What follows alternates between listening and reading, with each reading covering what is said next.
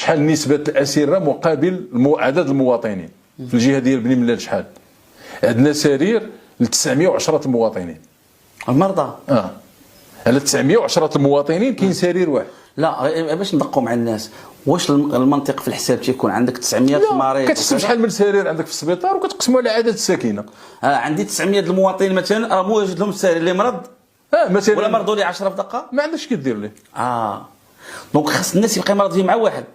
وسط علاش؟ لان وسط 900 الناس خص يمرض واحد. ما يمرض تيبرا الاول ضروري.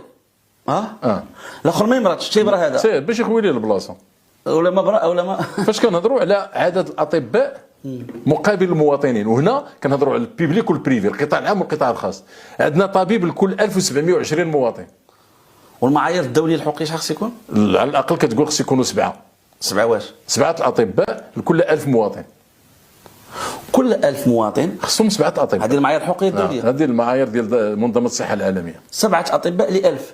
والحال في بني ملال شحال؟ عندنا طبيب ل 1720.